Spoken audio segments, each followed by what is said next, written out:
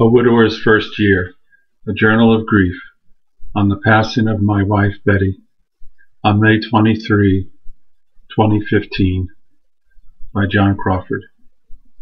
Monday, October 26, 2015, entry number 30. What about John? How you doing, Betty? Oh, Simon Peter. Hi, I'm worried about John. He's had a rough few weeks. I wish there was more we could do. Simon is fine. Oh, sorry. Oh, don't be sorry. Peter is more for the formal occasions. I see. You're new, Betty. Give yourself time. I will. I hope Jesus, doesn't mind my preoccupation with John and his grief. Not to worry. When it comes to matters of the heart, well, I don't have to tell you. No, you don't, Simon. He's still going to the bereavement support groups. That's good, Betty. And he's picking up the signs and writing them down, but he hasn't gotten them all. Oh, that's okay. I'm sure he's gotten the ones that give him the most benefit. He has, Simon. Good, and what else? Enya and Tammy hear me and are right there for John. Did I tell you that Tammy, on her own, mind you, sleeps right next to John's pillow, and when he faces my side of the bed, Tammy is right there? Oh, that's beautiful, Betty. And you're sure Tammy's not getting a little nudge from you? Not at all. I swear to Jesus. We would rather you didn't, Betty. Whoops. Don't worry about it. By the way, I love cats. I'm so glad to hear that, Simon. I always have. We know, Betty. It's hard for me to watch. I don't know when the overwhelming emotion will come to him, and when it does, he succumbs, and my heart is broken. I feel so helpless. You are helpless, Betty, my child. We cannot have it any other way. His guardian angel will notify us if anything is terribly wrong. I haven't forgotten. I think we were told that on day one. I'm sure you were. What else, Betty? You know, he wasn't the best in keeping with his medication regimen. I fear it has gotten worse.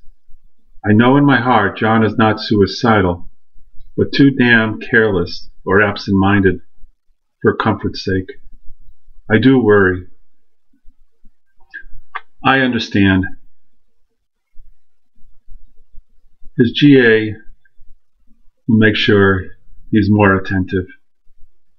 Don't worry, Betty. What else, my dear? He's holding on to the grief, and I know why. It's his way of not letting go. Even though the grief tears him up inside, he has no use for a griefless alternative. It's his way of treasuring our love. Is there anything we can do, Simon? I'm afraid not, Betty. He loved you very much, as I know you loved him, and the quality of the love oftentimes dictates the duration of grief. He may be at this for a while. In the meanwhile, you pray, Betty, and have faith, of course. He is stubborn, and I'm so afraid in spite of everything we stand for, he may embrace nihilism. I suspect in a dark corner of his mind, nihilism waits for a tug. Remember, Betty, you are his beacon, and your light will penetrate.